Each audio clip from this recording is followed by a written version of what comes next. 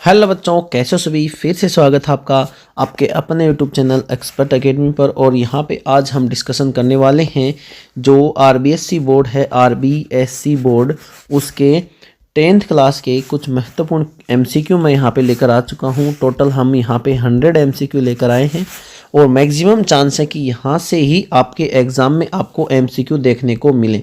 ऐसी मैं कामना करता हूँ। हर तरीके के क्वेश्चन से मैं यहाँ पे लेकर आया हूँ, ठीक है ना। तो वीडियो को बस एंड तक देखना है और एंड में मैं आज आपको एक अपना जो आपके एग्ज़ाम तक का जो शेड्यूल रहेगा कि भाई कब आपको कौन सी क्लास प्रोवाइड करवाई जाएगी और किस किस टॉपिक से रिलेटेड क्लासेस प्रोवाइड करवाई जाएंगी, तो वीडियो के एंड में वो आपको बातें बताई जाएंगी। तो बने रहेगा वीडियो के एंड तक। चलिए बात करते हैं। लोहे पर तनु हाइड्रोक्लोरिक अम्ल डालने से क्या होता है। देखो, लोहे के ऊपर क्या डालने की बात कर रहा है, तनु हाइड्रोक्लोरिक अम्ल डालने की बात कर रहा है। देखो, Fe में डाल दिया HCl, Fe में डाल दिया, क्या डाल दिया भाई, HCl। हाइड्रोक्लोरिक अम्ल का सूत्र हो जाएगा हमारे पास HCl, ध्यान देंगे बिल्कुल, ठीक है ना। HCl हो जाएगा तो हमारे पास बन जाएगा FeCl2, क्या बन जाएगा भाई, FeCl3 बन जाएगा, सॉरी FeCl3 बनेगा, ठीक है। FeCl3 बन गया, प्लस यहाँ पे हमारे पास H2 गैस रिलीज हो जाएगी, ठीक है ना। तो क्या बना, इसको बोल देंगे आयरन क्लोराइड और इसको बोल देंगे हाइड्रोजन गैस। अब इसमें क्या हुआ, हाइड्रोजन गैस और आयरन क्लोराइड क्या हो जाएंगे, बन जाएंगे। तो पहला ही ऑप्शन आपका यहाँ पे राइट आंसर हो जाएगा कि हाइड्रोजन गैस हो जाएगा और आयरन क्लोराइड यहाँ पे बनता है। तो पहला क्वेश्चन आपका ये हो जाएगा, क्लियर है।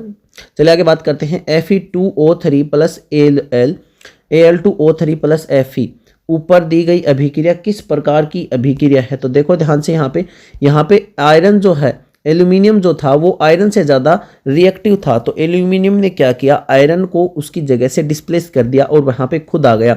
तो मतलब कौन सी अभिक्रिया आ गई आपके पास, विस्थापन अभिक्रिया आ गई। इसमें ज़्यादा अभिक्रियाशील धातु जो है, ज़्यादा अभिक्रियाशील धातु कम अभिक्रियाशील धातु को क्या कर देगी भाई, विस्थापित कर देगी। क्या कर देगी, विस्थापित कर देगी। ये अभिक्रिया कौन सी हो जाएगी, विस्थापन अभिक्रिया हो जाएगी, ठीक है ना। चलिए बात करते हैं तीसरे क्वेश्चन के बारे में। अगला क्वेश्चन है, श्वसन को किस प्रकार की अभिक्रिया माना जाता है। देखो ध्यान से, यहाँ पे हमारे पास होता है C6H12O6 होता है, ग्लूकोज हो गया, ठीक है ना। और हमने श्वास के द्वारा जो ऑक्सीजन ली वो O2 हो गई, ठीक है। तो CO2 प्लस H2O प्रोडक्ट जो बनेगा उसकी बात करें हैं, CO2 प्लस H2O प्लस उष्मा बनती है। उष्मा बोल दें या फिर हम इसको ऊर्जा भी बोल सकते हैं। क्या बोल सकते हैं भाई बच्चों, ऊर्जा भी बोल सकते हैं। तो इस अभिक्रिया में आपको ध्यान से दिख रहा होगा, इस अभिक्रिया में हमें क्या मिल रही है, ऊर्जा हमें इस अभिक्रिया में मिल रही है, ठीक है ना। ऊर्जा या फिर उष्मा हमें इस अभिक्रिया में मिल रही है। तो इस अभिक्रिया को हम कौन सी अभिक्रिया बोलेंगे,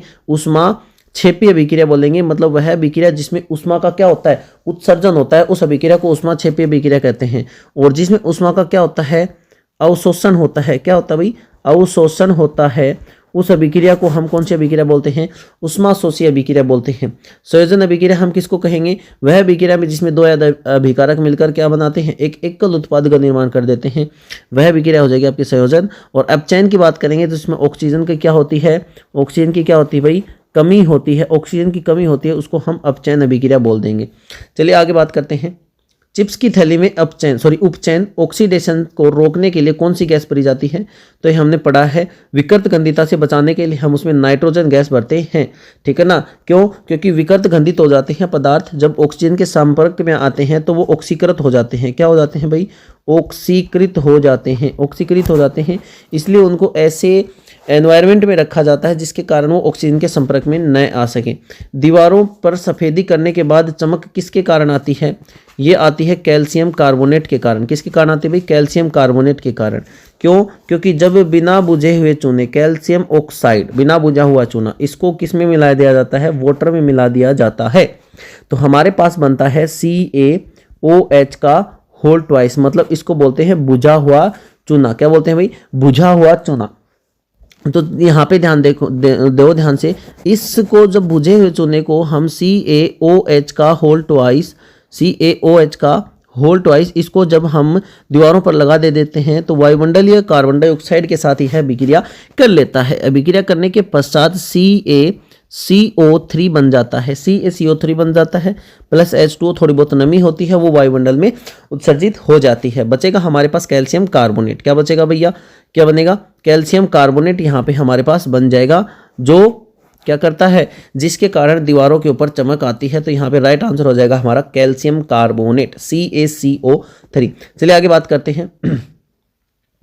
मैग्नीशियम रिबन के दहन से किस रंग की गैस निकलती है?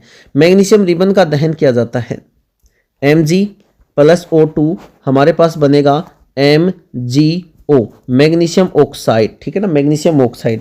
अब यहाँ पे क्वेश्चन ये भी पूछा जाता है कि भाई मैग्नीशियम की रिबन को जलाने से पहले, मैग्नीशियम रिबन को जलाने से पहले उसको साफ क्यों किया जाता है रेगमाल से? रेगमाल से साफ उसको क्यों करते हैं? क्योंकि भाई मैग्नीशियम की रिबन जो है लगातार किसके संपर्क में रहती है? ऑक्सीजन के संपर्क में रहती है। तो उसके ऊपर मैग्नीशियम ऑक्साइड मतलब MgO की परत क्या हो जाती है, बन जाती है, MgO की परत बन जाती है। तो रेगमाल से उसको रगड़कर MgO की परत को हटाया जाता है, मैग्नीशियम ऑक्साइड की परत को हटाया जाता है। तो यहाँ पे हमारा क्वेश्चन था कि भाई किस कलर की परत वहां पे बनती है, सॉरी किस कलर की गैस निकलती है? तो चमकदार और सफेद रंग की गैस निकलती है। किसके पश्चात, जब क्या होता है भाई, जब क्या होता है मैग्नीशियम रिबन को जलाया जाता है तो चमकदार सफेद रंग की गैस निकलती है। थोड़ा सा आप ध्यान रखेंगे। CuH2 प्लस Cu और H2O, CO प्लस H2, ठीक है ना, में किसका अपचयन हो रहा है? ध्यान से देखेंगे यहाँ पे आप एक बार, आप मैं आपको एकदम क्रिस्टल क्लियर यहाँ पे टॉपिक समझा के जाऊंगा। जिस भी टॉपिक की हम बात करेंगे, ऐसा नहीं है कि हमने आपको क्वेश्चन बताया और उसको डायरेक्ट टिक कर दिया कि भाई ये इसका आंसर है, ऐसा हम नहीं करने वाले। हम वहाँ पे यहाँ पे आपको उसका कंप्लीट एक्सप्लेनेशन बताएंगे। अब यहाँ पे देखो ध्यान से, पूछा क्या है, अपचयन किसका हो रहा है? क्या पूछा भाई, अपचयन किसका हो रहा है? अब देखो अपचयन का मतलब क्या होता है, ऑक्सीजन का लॉस होना। अब यहाँ पे आपके पास इधर दो एलिमेंट है, ध्यान से देखो, CuO है एक तो, और एक H2 है। अब यहाँ पे मेरे को ये बताओ कि CuO किस में कन्वर्ट हो रहा है? Cu में कन्वर्ट हो रहा है। और H2 किस में कन्वर्ट हो रहा है? H2O में कन्वर्ट हो रहा है। तो यहाँ पे एक बार ध्यान से समझेंगे, ध्यान से समझना थोड़ा सा, कि CuO कन्वर्ट हुआ Cu में। अब ऑक्सीजन का इसमें क्या हुआ है, लॉस हुआ है। तो अपचयन किसका हुआ है भैया? CuO का यहाँ पे क्या हुआ है, अपचयन। अब मान लो यहाँ पे आपको किसकी पूछ लेता, उपचयन की पूछ लेता, ऑक्सीडेशन की पूछ लेता। अभी तो इन्होंने रिडक्शन पूछी है, ऑक्सीडेशन पूछ लेता तो H2 था वो किस में कन्वर्ट हुआ, H2O में। मतलब यहाँ पे ऑक्सीडेशन जो हुआ है वो किसका हुआ है, H2 का हुआ है। बिल्कुल ध्यान से समझेंगे यहां से, जिसमें ऑक्सीजन जुड़ रहा है, जिसमें ऑक्सीजन क्या हो रहा है, जुड़ रहा है, वो हो जाएगा आपका उपचयन। क्या हो जाएगा, उपचयन, है ना, ऑक्सीकरण या फिर ऑक्सीडेशन। जिसमें ऑक्सीजन हट रहा है, देखो इसका ऑक्सीजन हट चुका है, अब इसके पास ऑक्सीजन नहीं है, ये हो जाएगा अपचयन। क्या हो जाएगा भाई, अपचयन। ध्यान रखेंगे, बिल्कुल भी भूलने की बात है नहीं, सबसे इंपॉर्टेंट रिएक्शन है, एग्जाम में आने के लायक है। फेरस सल्फेट किस रंग का होता है? हमने डिस्कशन किया कि फेरस सल्फेट बहुत बेसिक क्वेश्चन भी पूछ लेता है कई बार एग्जाम में। तो फेरस सल्फेट कैसे रंग का होता है भाई? हरे रंग का पदार्थ होता है। क्यों? क्योंकि हम रिएक्शन पढ़ते हैं बार बार। हम क्या रिएक्शन पढ़ते हैं कि कॉपर सल्फेट हो गया, क्या हो गया भाई, कॉपर सल्फेट हो गया CuSO4, है ना, CuSO4 होता है, प्लस इसमें जब आयरन की नेल डाल देते हैं तो बन जाता है FeSO4, है ना, प्लस Cu। क्या बन जाता है, FeSO4 प्लस Cu। अब यहां पे ध्यान से समझने वाली बात क्या है कि ये जो होता है CuSO4 जो होता है वो होता है आपका ब्लू कलर का, थोड़ा हल्का ब्लू कलर का होता है, नीले कलर का, जैसा मैंने इसको कलरफुल कर दिया है। फिर हम बात करेंगे कि भाई आयरन सल्फेट कैसा होता है भैया? आयरन सल्फेट होता है हरे कलर का, हल्का हरा कलर होता है आयरन सल्फेट का। ये ध्यान से समझना है, ठीक है ना, ये ध्यान से आपको समझना है। इसको लिख ही देते हैं, जैसा इसका कलर होता है हम उसी कलर में इसको लिख देंगे, CuSO4 हो जाएगा। और ये हो जाएगा आपका, इसको हरे रंग में हम यहाँ पे लिख देते हैं ताकि आपको समझने में आसानी रहेगी, ठीक है ना। हरे कलर में इसको लिख देते हैं FeSO4, ये हो जाएगा आयरन सल्फेट। और यही हमसे क्वेश्चन पूछा गया है, आयरन सल्फेट जो होता है वो आपका हरे रंग का होता है, ठीक है ना, फेरस सल्फेट। चलो आगे बात करते हैं। अपच का उपचार करने के लिए निम्न में से किस औषधि का उपयोग किया जाता है? अपच का मतलब होता है जब हमें क्या हो जाता है, कभी कभी एसिडिटी हो जाती है ना, तो उस कंडीशन में आप एंटी एसिड दवाइयों का उपयोग कर सकते हैं, एंटी एसिड, एंटासिड, ठीक है ना। विरंजक चूर्ण का रासायनिक सूत्र आपको सभी के ध्यान रखने हैं भाई। विरंजक चूर्ण के सूत्र हो जाएगा CaOCl2। विरंजक चूर्ण मैं आपको बता दूं कि आपके एग्जाम में आपके लिए सूत्र का जो विरंजक चूर्ण हो गया आपका, एक आपका हो गया बेकिंग सोडा हो गया, बेकिंग सोडा हो गया, ठीक है। एक आपका हो गया धोने का सोडा हो गया, धोने का सोडा हो गया, और एक आपका प्लास्टर ऑफ पेरिस हो गया। एक आपका क्या हो गया भाई, प्लास्टर ऑफ पेरिस हो गया, एक जिप्सम हो गया। इन सभी के सूत्र आपको एग्जाम में याद करके जाने हैं, है ना। इन सभी के सूत्र आपको एग्जाम में याद करके जाने हैं। चलिए बात करते हैं, प्लास्टर ऑफ पेरिस को नमी रोधी बर्तन में क्यों रखा जाना चाहिए? क्योंकि यह जल सोखकर कठोर जिप्सम बन जाता है। पहला इसका राइट आंसर हो जाएगा कि भाई प्लास्टर ऑफ पेरिस का रासायनिक सूत्र होता है CaSO4। यहां पे लिखते हैं, यहां पे इसकी रिएक्शन लिख के दिखाता हूं मैं, CaSO4 है ना डॉट हाफ H2O। ये आपका प्लास्टर ऑफ पेरिस का सूत्र हो गया। अब जब ये किसके साथ अभिक्रिया कर लेगा, जल के साथ, किसके साथ अभिक्रिया कर लेगा भाई, जल के साथ अभिक्रिया कर लेगा। जब इसको 1.5 अणु जल मिल जाएगा तो यह क्या बन जाएगा, जिप्सम बन जाएगा, CaSO4 डॉट 2H2O जिप्सम बन जाएगा, जो एक ही बहुत ही कठोर पदार्थ होता है ना। तो प्लास्टर ऑफ पेरिस यह है जल को सोखकर कठोर जिप्सम बन जाता है। चिट्टी के डंक में कौन सा प्राकृतिक अम्ल होता है? चिट्टी के डंक की यहाँ पे हम बात कर रहे हैं, ठीक है ना। तो चिट्टी के डंक में आपका होता है भाई मेथेनोइक अम्ल। कौन सा अम्ल होता है? मेथेनोइक अम्ल।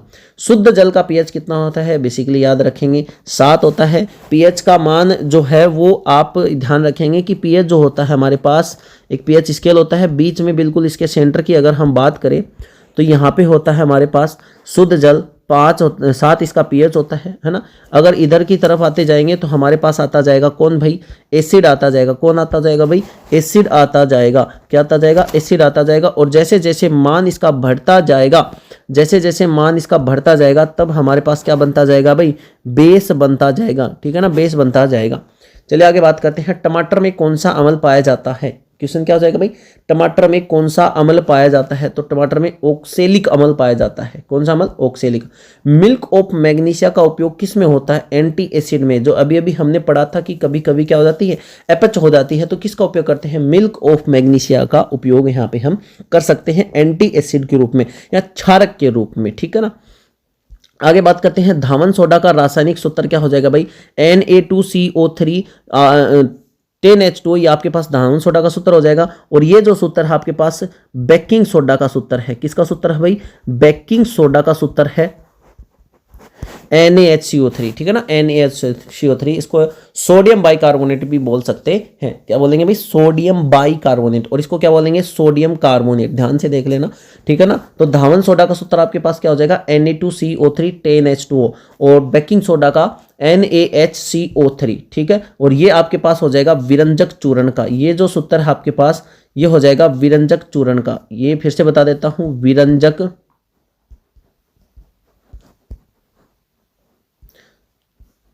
चूर्ण का, ठीक है। विरंजक चूर्ण का सूत्र हो जाएगा। कौन सी धातु कमरे के ताप पर द्रव्यावस्था में पाई जाती है? तो मरकरी। पारा जो है वो कमरे के ताप पर द्रव्यावस्था में पाई जाती है। और सोडियम ऐसी धातु है जिसको चाकू से काटा जा सकता है, चाकू से काटा जा सकता है। एक और होती है पोटेशियम होती है, उसको भी हम चाकू से काट सकते हैं।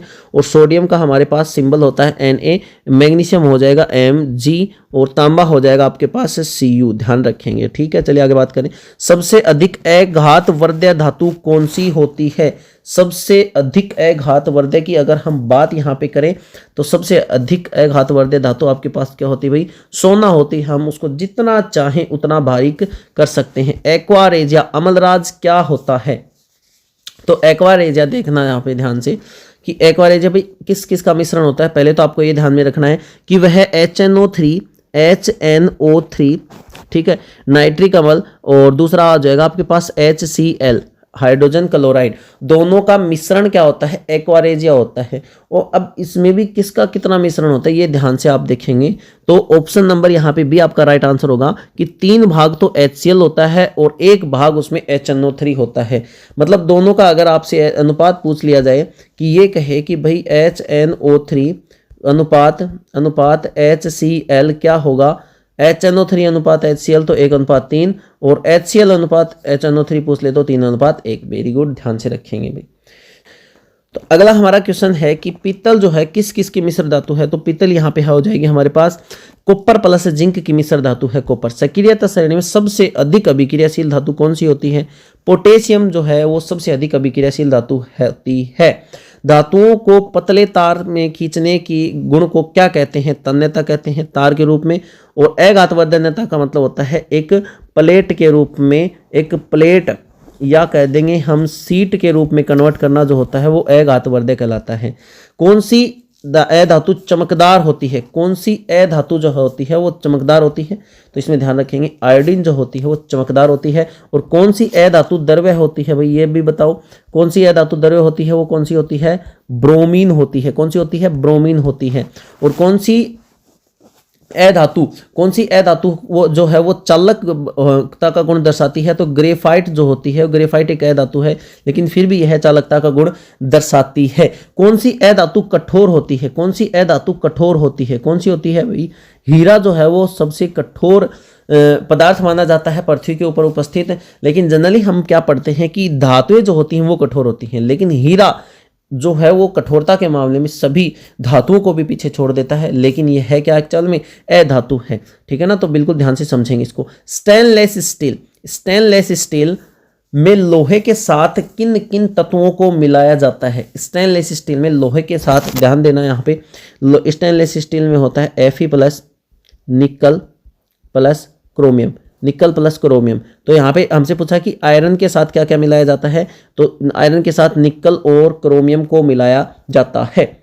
एथेन का आणविक सूत्र C2H6 है। इसमें कितने सह संयोजक बंध हैं, एथेन में कितने सह संयोजक बंध हैं, कितने हैं भैया, चलो अभी काउंट कर लेते हैं। ये C हो गया, ये C हो गया, 1 2 3 1 2 3 है ना। तो 1 2 3 3 तो इस पे, 3 इस पे और 1 ये रहा, कितने बंद हो गए, 7 बंद हो गए। तो ऑप्शन नंबर बी यहाँ पे हमारा राइट आंसर हो जाएगा, 7 यहाँ पे हमारा राइट आंसर है।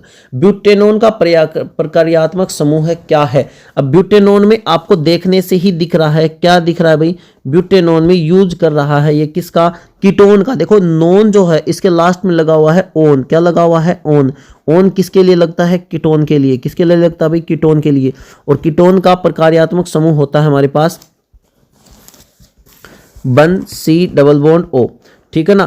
तो सॉरी ये क्या हो गया, यहाँ पे ये होता है हमारे पास कीटोन का प्रकार्यात्मक समूह है, ठीक है ना। तो यहाँ पे ध्यान से देखेंगे कि कौन सा हमसे पूछा है, प्रकार्यात्मक समूह से पूछा है, तो ब्यूटेनोन में हमारे पास क्या है, कीटोन है। प्रकार्यात्मक समूह यहाँ पे आप ध्यान से देखेंगे, थोड़ा सा मैं इसको एक्सप्लेन कर देता हूँ, थोड़ा सा एक्सप्लेन कर देते हैं कि प्रकार्यात्मक समूह हमारे पास क्या होते हैं।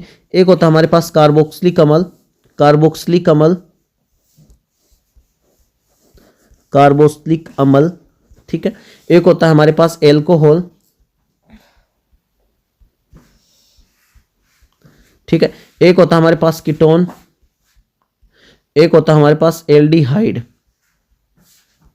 ठीक है। एल्डिहाइड का होता है CHO, ठीक है ना, CHO। कीटोन का होता है अभी मैंने बताया C डबल बॉन्ड O, और एल्कोहल का होता है OH बंद OH, और कार्बोक्सिलिक अम्ल का होता है COOH। ये हमारे पास प्रकार्यात्मक समूह होते हैं। थोड़ा सा आप ध्यान रखेंगे इनके अनुलग्न और पूर्वलग्न।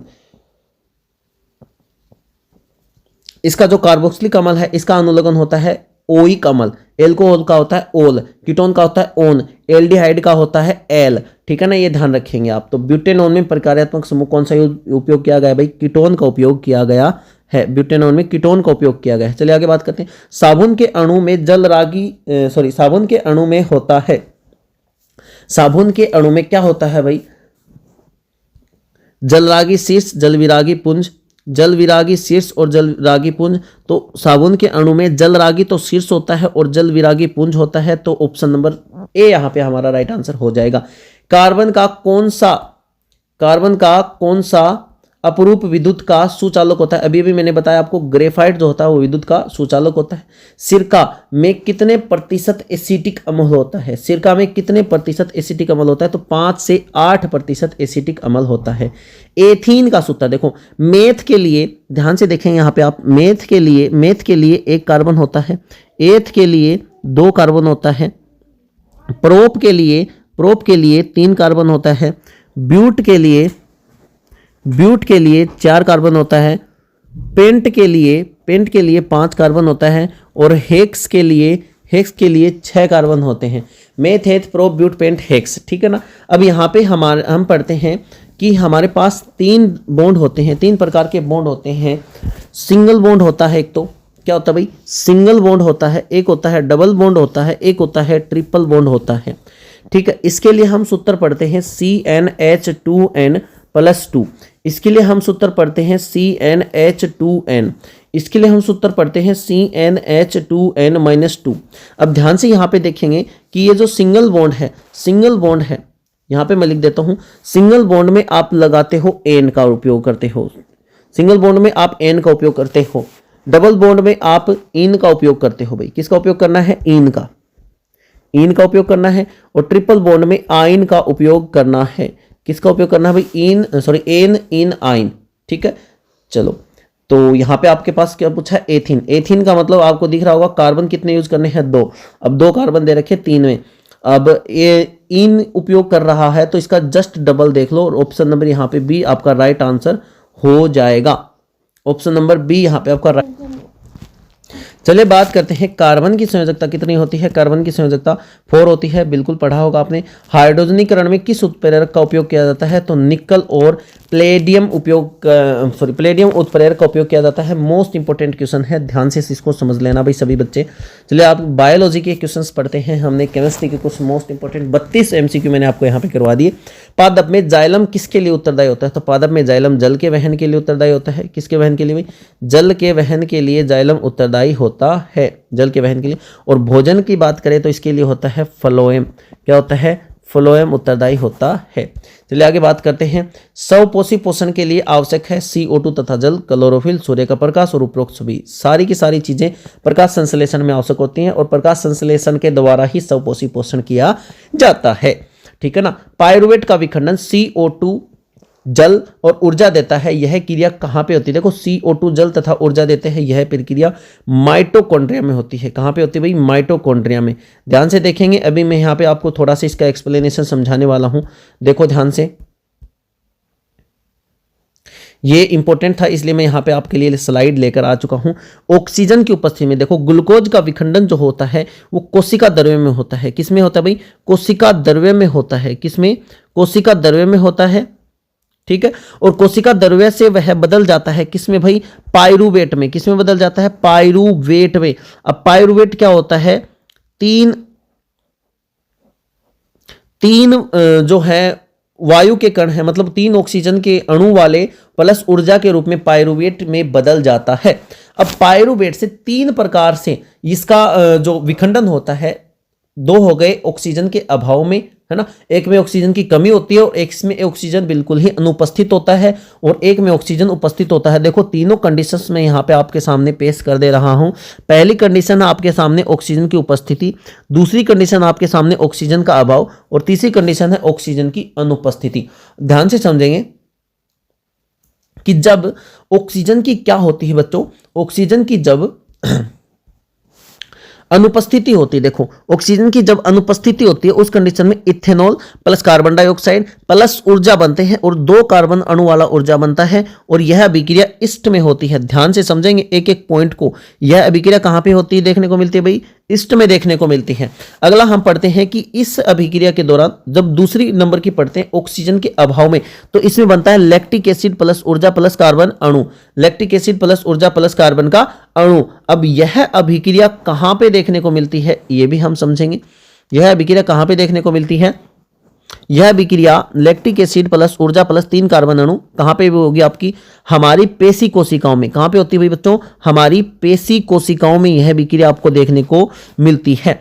अब होता क्या है कि लैक्टिक एसिड का मतलब होता है ना कि भाई आपने सुना होगा कि क्रैम्प आ जाते हैं ऑक्सीजन के अभाव में। हमारे शरीर में जब ऑक्सीजन का क्या हो जाता है, अभाव हो जाता है, तब हमारे शरीर में क्रैम्प आ जाते हैं, मतलब थोड़ा पेन होने लगता है। वो किसकी वजह से होने लगता है, लैक्टिक एसिड की वजह से होने लगता है। अगला हम पढ़ते हैं कि भाई ऑक्सीजन की उपस्थिति में कार्बन डाइऑक्साइड जल तथा ऊर्जा, कार्बन डाइऑक्साइड जल तथा ऊर्जा यह बनते हैं और यह अभिक्रिया कहां पे होती है, माइटोकॉन्ड्रिया में यह अभिक्रिया होती है। ये मोस्ट इंपॉर्टेंट चार था, इसलिए मैं यहां पे आपके लिए लेकर आया हूं। बिल्कुल भी स्किप नहीं करना है, एक भी स्टूडेंट को बिल्कुल भी स्किप नहीं करना है। देखो फिर से रिवाइज करवा देता हूं। ग्लूकोज का विखंडन पायरुवेट में कहां पे होता है, कोशिका द्रव्य में। 3 अणु वाला, 3 अणु बनते हैं इसमें ऑक्सीजन के, 6 कार्बन अणु हैं और 3 अणु में कन्वर्ट हो जाता है। अगला कह रहा है कि 2 कार्बन अणु में कन्वर्ट हो जाता है और ईस्ट में इथेनॉल और कार्बन डाइऑक्साइड बनता है। यह कहाँ होती है, ऑक्सीजन की अनुपस्थिति में, ईस्ट में होती है। ऑक्सीजन का अभाव मतलब कमी हो जाती है जब हमारे शरीर में, तो यह अभिक्रिया पेशी कोशिकाओं में होता है और लैक्टिक एसिड का इसमें निर्माण होता है। अगला भी आप ध्यान रखेंगे माइटोकॉन्ड्रिया का, तो इसका राइट आंसर हमारे पास हो जाएगा माइटोकॉन्ड्रिया। चलिए बात करते हैं क्वेश्चन नंबर 36 के बारे में। मानव वृक्क किस तंत्र का भाग है, वृक्क किडनी को कहते हैं और किडनी किस तंत्र का भाग हो जाएगा, यहाँ पे आपके पास उत्सर्जन तंत्र का भाग हो जाएगा। आहार नाल का सबसे लंबा भाग कौन सा होता है, छोटी आंत, क्षुधांतर जो होता है सबसे छोटा, सबसे लंबा भाग होता है। मानव हृदय के कितने कोष्ठ होते हैं, 4 कोष्ठ होते हैं। लार में कौन सा एंजाइम पाया जाता है, लार में कौन सा एंजाइम पाया जाता है, तो लार का एंजाइम आप याद कर लेंगे, एमाइलेज एंजाइम पाया जाता है किसमें भाई, लार में। पौधों में भोजन का स्थानांतरण किसके द्वारा होता है, भोजन का मैंने आपको बता दिया था, फ्लोएम के द्वारा होता है। 2 तंत्रिकाओं के मध्य खाली स्थान को सिनेप्स कहते हैं। बिल्कुल आसान क्वेश्चन है। मस्तिष्क का कौन सा भाग शरीर का संतुलन बनाए रखता है, मस्तिष्क का कौन सा भाग जो है वो संतुलन को बनाए रखता है, तो वो हो जाएगा अनुमस्तिष्क हो जाएगा। क्या हो जाएगा भाई, अनुमस्तिष्क हो जाएगा, जो संतुलन को बनाए रखता है। सेरेबेलम है ना, सेरेबेलम को अनुमस्तिष्क भी कहा जाता है, ये ध्यान से समझेंगे। इंसुलिन हार्मोन की कमी से कौन सा रोग होता है, मधुमेह रोग होता है, डायबिटीज होता है। और घेंगा किसके कारण होता है, किसकी कमी से होता है, आयोडीन की कमी से। किसकी कमी से भाई, आयोडीन की कमी से, ठीक है। एनीमिया किसके कारण होता है, आयरन की कमी से एनीमिया हो जाता है। आगे देखो, पौधों की वृद्धि को रोकने वाला हार्मोन कौन सा है, पौधों की वृद्धि को रोकने वाला हार्मोन होता है आपका एब्सिसिक अम्ल, वृद्धि को रोकने वाला। और ये ऑक्सिन जो है, ये साइटोकाइनिन है, ये वृद्धि के लिए सहायक होते हैं। मास्टर ग्रंथि पीयूष ग्रंथि को कहा जाता है। आयोडीन की कमी से कौन सा रोग होता है भाई, घेंगा रोग होता है। बिल्कुल आसान क्वेश्चन है। फल को पकाने के लिए कौन सा पादप हार्मोन जरूरी होता है, फल को पकाने की यहाँ पे बात कर रहा है, तो एथिलीन जो होता है वो फल को पकाने के लिए जरूरी होता है। मैं आपको बता दूंगी, अगर आप इस वीडियो को देखकर आपके अपने एग्जाम में जाते हो तो आपका एक भी क्वेश्चन गलत नहीं होने वाला है। एड्रिनलिन हार्मोन किस ग्रंथि के द्वारा स्रावित किया जाता है, अधिवृक्क ग्रंथि के द्वारा। इसको एड्रिनल ग्रंथि भी कहा जाता है, या इस हार्मोन को करो या मरो हार्मोन के नाम से भी जाना जाता है। कौन सा भाई बच्चों, करो या मरो मीन्स डू और डाई, ठीक है, डू और डाई, इस हार्मोन के नाम से भी। अलैंगिक जनन मुकुलन द्वारा किस में होता है, मुकुलन द्वारा, तो आप ध्यान रखेंगे भाई, मुकुलन द्वारा आपका हो जाएगा ईस्ट में, ठीक है ना। एक मुकुल निकल जाती हो, धीरे धीरे इससे डिटैच हो जाएगी, अलग हो जाएगी, अलग होकर वो नई ईस्ट का निर्माण कर देगी। पराग कोष में क्या होते हैं भाई, पराग कोष में परागकण होते हैं। बिल्कुल आसान क्वेश्चन, पराग कोष में परागकण होते हैं। मानव मादा में निषेचन कहाँ होता है, मानव मादा में निषेचन अंडवाहिका में, फ्लोपियन ट्यूब जिसको बोलते हैं, वहां पे निषेचन की प्रक्रिया होती है। और बाद में जो है, जो जाइगोट बनने के बाद, युग्मनज बनने के बाद वो कहाँ पे आता है, गर्भाशय में आता है, जहां पे उसका फर्दर डेवलपमेंट होता है। डीएनए का पूर्ण रूप क्या है, deoxy ribo nucleic acid, option A यहाँ पे आपका राइट आंसर हो जाएगा।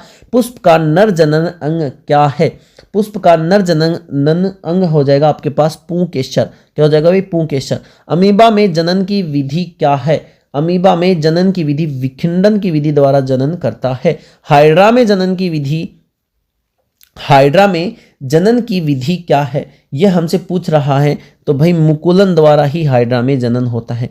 स्त्रियों में कौन सा लिंग गुणसूत्र पाया जाता है, तो XX पूछा जाता है। यहाँ पे ध्यान देंगे, अगर आपसे नर का पूछा जाए तो यह लिख दोगे। अगर आपको बोला जाए कि केवल नर में पाया जाता है, क्या बोले आपको, क्या बोले कि भाई केवल नर में कौन सा गुणसूत्र पाया जाता है, केवल नर की बात करेगा, नर की बात करेगा तो नर में होता है वाई। जो वाई ऐसा गुणसूत्र है जो केवल और केवल किस में पाया जाता है, नर में पाया जाता है। और आपको बोले कि कॉमन गुणसूत्र क्या है, तो कॉमन की बात करेगा वो क्या हो जाएगा, एक्स, जो दोनों में पाया जाता है। मेंडल ने आनुवांशिकी प्रयोग किस पौधे पर किए हैं, सबको पता है मटर के पौधे पे उन्होंने अपने एक्सपेरिमेंट किए थे। आनुवांशिक का जनक किसको कहा जाता है, क्या हमसे क्वेश्चन पूछा भाई, आनुवांशिक का जनक किसे कहा जाता है, ग्रेगर जॉन मेंडल को आनुवांशिकी का जनक कहा जाता है। मनुष्य में गुणसूत्रों की संख्या कितनी होती है, मनुष्य में गुणसूत्रों की संख्या कितनी होती है भाई, 46 होती है, 23 जोड़े होते हैं। पेयर आपसे पूछे तो आप लिखोगे 23 पेयर्स होते हैं। ठीक है, चलिए आगे बात करते हैं। बच्चे का लिंग निर्धारण किसके गुणसूत्र पर निर्भर करता है, पिता के ऊपर, क्योंकि पिता में क्या होते हैं, एक्स एंड वाई होते हैं, दोनों के दोनों गुणसूत्र पिता में उपस्थित होते हैं। एक संकर क्रॉस F2 पीढ़ी का लक्षण प्रारूप क्या होता है, F2 पीढ़ी का लक्षण प्रारूप आप ध्यान रखेंगे 3:1 होता है। F2 पीढ़ी की बात कर रहे हैं तो क्या होता है, 3:1 होता है। जीन शब्द का प्रयोग सर्वप्रथम किसने किया था, सर्वप्रथम जोहानसन ने जीन शब्द का प्रयोग किया था। द्विसंकर क्रॉस का फेनोटाइप अनुपात क्या होता है, फेनोटाइप अनुपात की बात कर रहा है तो 9:3:3:1। ठीक है ना, ये ध्यान रखिएगा अनुपात वाले क्वेश्चंस। मानव कोशिका के केंद्रक में कितने जोड़ी गुणसूत्र पाए जाते हैं, तो 23 जोड़ी, मैंने अभी बता दिया आपको, पेयर की बात करेगा तो 23 जोड़े आ जाएंगे। निर्वात में प्रकाश के चाल कितना होता है, C से इसको डिनोट किया जाता है, ध्यान रखेंगे आप। और निर्वात में प्रकाश की चाल हो जाएगी 3 × 10⁸ मीटर पर सेकंड। वाहनों में पश्च दृश्य देखने के लिए किसका उपयोग करते हैं भाई, उत्तल दर्पण का उपयोग करते हैं। और दर्पणों के उपयोग से संबंधित हमारी एक सेपरेट वीडियो यूट्यूब पे उपस्थित है, आप उसको देख सकते हो। दर्पण हो, लेंस हो, किसी के भी उपयोग से संबंधित आपको कोई भी डाउट नहीं रहने वाला है वीडियो देखने के बाद। लेंस की क्षमता का मात्रक हो जाएगा डायोप्टर। ठीक है ना, क्या हो जाएगा भाई, डायोप्टर। दाढ़ी बनाने के लिए किस दर्पण का उपयोग किया जाता है, अवतल दर्पण का उपयोग किया जाता है। स्नेल का नियम किससे संबंधित है, स्नेल का नियम भाई अपवर्तन से संबंधित है। किससे संबंधित है, अपवर्तन से संबंधित है। ठीक है, चलिए बात करते हैं। किसी दर्पण की फोकस दूरी f है, वक्रता त्रिज्या r है, तो इनका संबंध क्या होगा भाई, r बराबर क्या होता है, 2f होता है। r बराबर क्या होता है भाई, 2f। पहला ही ऑप्शन आपका राइट आंसर हो जाएगा। ठीक है ना। वास्तविक प्रतिबिंब हमेशा कैसा होगा, उल्टा होगा। वास्तविक प्रतिबिंब हमेशा उल्टा होगा। उत्तल लेंस को क्या कहा जाता है, ध्यान देंगे, उत्तल लेंस को क्या कहा जाता है, अभिसारी लेंस कहा जाता है। तो इसके ऑपोजिट हम समझें, अवतल लेंस को क्या कहते हैं, अपसारी कहते हैं। ये भी इंपॉर्टेंट क्वेश्चन है। किसकी बात करेगा, अवतल लेंस की अगर बात करें,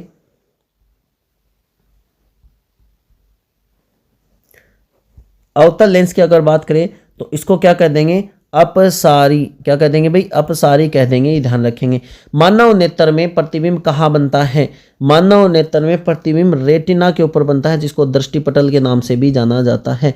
स्पष्ट दृष्टि की न्यूनतम दूरी कितनी होती है, 25 सेंटीमीटर होती है। आकाश का रंग नीला, देखो यहाँ पे मैं आपको बता दूं कि जहां पे भी मैं आपको एक तरीका बता देता हूं कि जहां पे भी आपसे क्वेश्चन पूछा जाए रंग से संबंधित कि भाई इसका रंग नीला क्यों दिखता है, काला क्यों दिखता है, पीला क्यों दिखता है, हरा क्यों दिखता है, तो उसका आंसर आप प्रकीर्णन ठोक दोगे बिल्कुल आंख मीच के। क्या जाएगा, प्रकाश के प्रकीर्णन के कारण उसका रंग बदलता है। ठीक है, चलिए आगे देखते हैं। निकट दृष्टि दोष को दूर करने के लिए कौन सा उपयोग करते हैं, निकट के लिए आप यूज करोगे अवतल लेंस का। किसका उपयोग करेगा भाई, अवतल लेंस का। यहां पे आपको मैं एक ट्रिक बता देता हूं, उड़ान। क्या बता देते हैं, उड़ान। ठीक है, यू का मतलब होता है, यू का मतलब आप लिखोगे उत्तल। क्या लिखोगे, उत्तल। अब देखो यहां पे एक चीज समझना, यू का मतलब हो जाएगा आपके पास, यू का मतलब हो जाएगा आपके पास उत्तल। उत्तल लेंस होगा तो डी का मतलब हो जाएगा दूरदृष्टि दोष। तो उत्तल लेंस दूरदृष्टि दोष। ठीक है, और ए का मतलब अवतल और एन का मतलब निकट दृष्टि दोष। तो अवतल लेंस का उपयोग करोगे आप निकट दृष्टि दोष की उपस्थिति में। अच्छा, तारों का टिमटिमाना प्रकाश की किस घटना के कारण होता है? टिमटिमाने की बात कर रहा था, तो वायुमंडलीय अपवर्तन के कारण जो है वो तारे टिम टिम टिम टिम टिमाते हैं, ठीक है ना। अभिनेत्र लेंस की फोकस दूरी को परिवर्तित किया जाता है पक्षमाभी पेशियों द्वारा, क्योंकि लेंस से पक्षमाभी पेशियां जुड़ी हुई रहती हैं, वही उसको खींचती हैं, मतलब उसके आकार में परिवर्तन करती हैं, जिसके कारण फोकस दूरी में भी परिवर्तन हो जाता है। खतरे के संकेतों का प्रकाश लाल रंग का क्यों होता है? क्योंकि लाल रंग का प्रकीर्णन सबसे कम होता है। ध्यान रखेंगे भाई, लाल रंग का प्रकीर्णन जो है वो सबसे कम होता है, ठीक है। चलिए आगे बात करते हैं। प्रिज्म द्वारा किस रंग का विक्षेपण सबसे अधिक होता है? सबसे अधिक की बात कर रहा है तो बैंगनी रंग का होता है, और सबसे कम की बात करें तो सबसे कम लाल रंग का होता है, ठीक है ना। क्योंकि इसकी लाल रंग की तरंग दैर्ध्य जो होती है ना, लाल रंग की तरंग दैर्ध्य जो होती है वो सबसे अधिक होती है। विद्युत धारा का एसआई मात्रक एम्पियर होता है, ठीक है। और ये जो आपके पास ये मात्रक यहाँ पे लिख रहे हैं, ओम जो है वो प्रतिरोध का है। किसका बच्चों? प्रतिरोध का मात्रक है। वोल्ट जो है वो विभव का है। वाट जो है वो शक्ति का है। किसका है भाई? शक्ति का है। चलिए आगे बात करते हैं। विभवांतर को मापने वाले यंत्र को कहा जाता है वोल्ट मीटर कहते हैं, और विभवांतर को मापने वाले यंत्र को हमेशा समांतर क्रम में जोड़ा जाता है। परिपथ में समांतर क्रम में जोड़ते हैं इसको। एमीटर द्वारा हम विद्युत धारा का मापन करते हैं। किसका मापन करते हैं भाई? विद्युत धारा का मापन करते हैं, और इसको हमेशा परिपथ में श्रेणी क्रम में जोड़ते हैं। कौन से क्रम में भाई? श्रेणी क्रम में जोड़ते हैं, श्रेणी क्रम में जोड़ा जाता है। प्रतिरोध का एसआई मात्रक आपके पास क्या हो जाएगा भाई बच्चों? प्रतिरोध का एसआई मात्रक हो जाएगा आपके पास ओम, ठीक है। प्रतिरोध का एसआई मात्रक ओम। अब जूल किसका मात्रक होता है? कार्य का भी होता है, और ये ऊर्जा का भी होता है, ये ध्यान रखेंगे। वाट हो जाएगा, ये आपको बता ही चुका हूं मैं। किलोवाट घंटा 1 kWh में कितने जूल होते हैं? 3 × 10⁶ जूल होते हैं, ठीक है। विद्युत बल्ब का तंतु किसका बना हुआ था? टंगस्टन का बना हुआ आता है, वेरी इंपॉर्टेंट। अब टंगस्टन का क्यों बनता है? क्योंकि इसका प्रतिरोध उच्च होता है, जिसके कारण टंगस्टन का बनता है, और इसका गलनांक भी बहुत ज्यादा अत्यधिक होता है। क्वथनांक की तो बात नहीं करेंगे हम यहाँ पे, गलनांक जो है इसका अत्यधिक होता है। ओम का नियम क्या कहता है? V = IR। ऑप्शन यहाँ पे बी आप रखा, राइट आंसर हो जाएगा। विद्युत शक्ति का मात्रक क्या है? शक्ति का मात्रक वाट हो जाएगा। एमीटर को परिपथ में किस क्रम में जोड़ा जाता है? श्रेणी क्रम में, मैं आपको बता चुका हूं। विद्युत धारा उत्पन्न करने वाली युक्ति को क्या कहते हैं? विद्युत धारा जो युक्ति उत्पन्न करती है उसको क्या कहते हैं भाई? जनरेटर कहते हैं, जनित्र के नाम से उसको जाना जाता है। चुंबकीय क्षेत्र रेखाएं किस ध्रुव से निकलती हैं? देखो, निकलने की बात कर रहा है तो वो क्या हो जाएगा? उत्तरी ध्रुव से निकलती हैं, ठीक है भाई, ध्यान रखेंगे। और लघुपथन के समय परिपथ में धारा का मान क्या हो जाता है भाई? बहुत अधिक बढ़ जाता है। परिपथ में धारा का मान बहुत अधिक बढ़ जाएगा। विद्युत मोटर विद्युत ऊर्जा को किस में बदलती है भाई? विद्युत मोटर जो है वो विद्युत ऊर्जा को किस में बदलती है? इंपॉर्टेंट क्वेश्चन है। विद्युत ऊर्जा को वह यांत्रिक ऊर्जा में बदल देती है। चुंबकीय क्षेत्र की तीव्रता का मात्रक क्या है? चुंबकीय क्षेत्र की तीव्रता का बात कर रहा है तो टेस्ला यहाँ पे आपको उसका राइट आंसर हो जाएगा। फ्लेमिंग के वाम हस्त नियम ने तर्जनी क्या दर्शाती है? देखो, इसमें हमारे पास 3 होते हैं फ्लेमिंग के वाम हस्त नियम में, तर्जनी, अंगूठा तथा मध्यमा। क्या हो जाएंगे भाई? तर्जनी, अंगूठा, पहले अंगूठा ले आप, अंगूठा, तर्जनी तथा मध्यमा, ठीक है ना। थंब और 4 फिंगर और मिडल फिंगर, ठीक है ना। तो ध्यान देंगे, तो थंब जो है वो आपका बल की दिशा को दर्शाता है। तर्जनी जो है, जिसको हम 4 फिंगर बोलते हैं, वह चुंबकीय क्षेत्र की दिशा को दर्शाती है, और आई जो करंट की दिशा को दर्शाती है हमारी मिडल फिंगर, है ना, मध्यमा। तो यहाँ पे हम समझेंगे हमसे क्या पूछ रहा है? तर्जनी किसको दर्शाती है? तर्जनी किसको दर्शाती है? तो तर्जनी भाई चुंबकीय क्षेत्र की दिशा को दर्शाती है। ऑप्शन बी यहाँ पे आपका राइट आंसर हो जाएगा। घरेलू परिपथ में अर्थ वायर भू संपर्क तार किस रंग का होता है? देखो, रंग से भी क्वेश्चन पूछे जाते हैं। हरे रंग का होता है। कैसे रंग का होता है? भू संपर्क तार हरे रंग का होता है। ध्यान रखेंगे, किसी सीधे चालक तार को विद्युत राह प्रवाहित करने पर उत्पन्न क्षेत्र की दिशा ज्ञात की जाती है। किसी सीधे चालक तार में विद्युत धारा प्रवाहित होने पर, है ना, चुंबकीय क्षेत्र की दिशा ज्ञात किसके अनुसार की जाती है? 2 ही हम नियम पढ़ते हैं, एक दक्षिण हस्त अंगुष्ठ नियम और वाम हस्त नियम। तो दक्षिण हस्त अंगुष्ठ नियम से हम चुंबकीय क्षेत्र की दिशा ज्ञात कर रहे हैं। अगर किसी सीधे चालक में धारा प्रवाहित की जा रही है, उस कंडीशन की हम यहाँ पे बात कर रहे हैं। तो निम्न में से कौन आहार श्रृंखला का निर्माण करता है? यहाँ पे इसका थोड़ा सा एक्सप्लेनेशन और बता देता हूँ मैं। यहाँ पे मान लो ये हो जाएगा, अगर आप इसको कंडक्टर को अपने हाथ में पकड़ोगे तो आपकी उंगलियां इस साइड में इस पॉइंट के ऊपर तो अंदर की ओर तरफ इंटर करेंगी और इस पॉइंट के ऊपर बाहर की तरफ निकलेंगी। तो जिस पॉइंट के ऊपर वह अंदर इंटर कर रही हैं उस पॉइंट को हम क्रॉस लिखेंगे, और जिस पॉइंट के ऊपर वो बाहर आ रही हैं उस पॉइंट को हम किससे लिखेंगे भाई? डॉट से लिखेंगे, ध्यान रखेंगे आप, ठीक है।